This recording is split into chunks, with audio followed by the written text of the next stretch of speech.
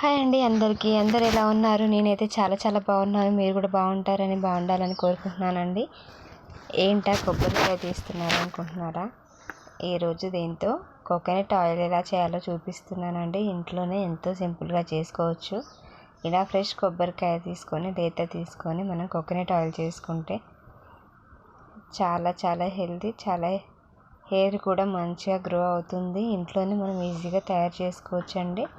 నేను మొత్తం చేయలేదండి, కొన్ని మాత్రమే చేశాను. అందులో అన్నీ తీసాం కానీ ఇలా మంచిగా అన్నీ తీసేసుకొని ఒకసారి వాష్ చేసుకోవాలండి. అంత పొట్టు ఉంటుంది కాబట్టి ఇలా అన్ని చిన్న ముక్కలు కట్ చేసుకొని కొన్ని వాటర్ వేసుకుంటూ మిక్సీ వేసుకోవాలి. చూసారా, ఇలా ఫైన్ పేస్ట్ అయిన తర్వాత దాంట్లో కొన్ని వాటర్ వేసుకోవాలి. కొన్ని వేసుకోవాలి, ఎక్కువ కూడా వేయద్దు. అందులో ఎక్కువ వాటర్ వేస్తే టైం ఎక్కువ తీసుకుంటుందండి ఆయిల్ రావడానికి.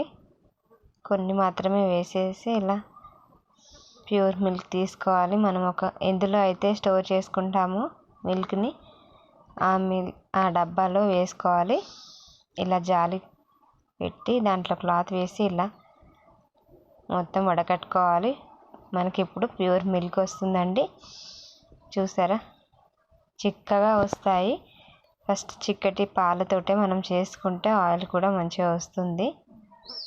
నేను ఈ కోకోనట్ మిల్క్ కొంచెం ఆయిల్కి యూస్ చేశాను, మరి కొంచెం కర్రీలకు కూడా యూస్ చేశాను. ఇలా మొత్తం తీసేసి అన్నీ ఇలా వడగట్టుకోవాలండి. మనం ఎంత అయితే కావాలనుకుంటున్నామో అంత ఇలా మొత్తం వడకట్టుకొని పెట్టుకోవాలి. ఇలా అంతా తీసేసిన తర్వాత చూసారా మిల్క్ ఎంత చిక్కగా ఉన్నాయో.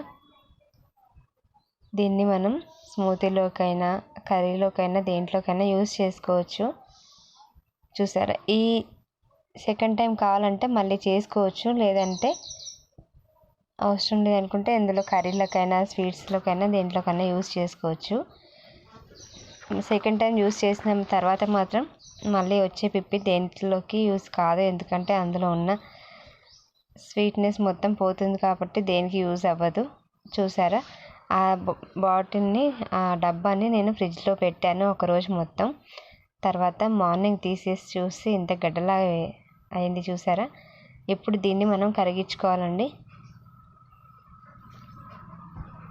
ఇదంతా మనకి స్టవ్ మీద చిన్నగా లో ఫ్లేమ్లో పెట్టుకొని కరిగించుకుంటే మనకి ఆయిల్ అనేది వస్తుంది.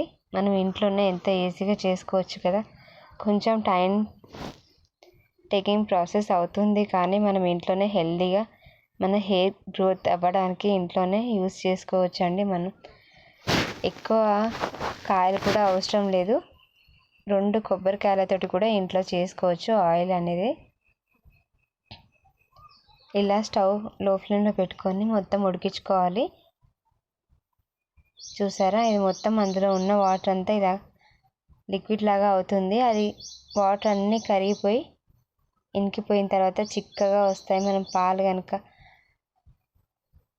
చిక్కగా అవుతాయి ఎలా వస్తాయో సేమ్ డిట్టో ఇలాగే అవుతాయండి. ఇలా అంతా దగ్గరికి అయ్యేలాగా ఉడికించుకోవాలి. స్టవ్ అసలు హై ఫ్లేమ్లో పెట్టొద్దండి, ఎందుకంటే అడుగు పట్టేస్తుంది, మొత్తం మాడిపోతుంది. స్టవ్ కంప్లీట్గా లో ఫ్లేమ్లో పెట్టుకొని మరిగించుకోవాలి. థిక్గా అయ్యాయి చూసారా, ఇలా థిక్గా అవుతాయి. థిక్గా అయిన తర్వాత మనకి ఆయిల్ బయటికి రావడం స్టార్ట్ అయింది. చూసారా, ఇలా ఆయిల్ బయటకు వస్తుంది. ఇలా మనం దగ్గరుండి కలుపుతూనే ఉంటేనే మంచిగా ఉంటుందండి, లేకపోతే అడుగు పట్టేస్తుంది. ఖచ్చితంగా కలుపుతూనే ఉండాలి.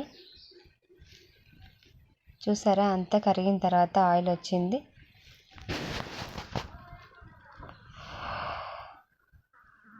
మనం ఇంట్లోనే ఎంత బాగా ఆయిల్ చేసుకోవచ్చు. చూసారా ఫ్రెండ్స్, ఇలా ఆయిల్ అంతా వడగట్టుకోవాలి. ఆయిల్ వడగట్టుకొని మనం గ్లాస్ జార్లో వేసుకుంటే చాలా రోజులు నిలువ ఉంటాయండి. మనం కేవలం 2 కొబ్బరికాయలతో కూడా చేసుకోవచ్చు. ఎంత సింపుల్గా చేసుకోవచ్చు, ఎంత హెల్తీగా.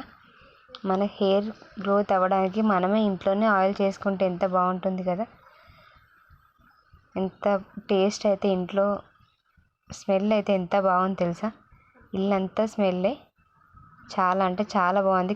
కోకోనట్ ఆయిల్ స్మెల్ ఇంట్లో మొత్తం అదే స్మెల్ వస్తుంది. చాలా అంటే చాలా బాగుంది.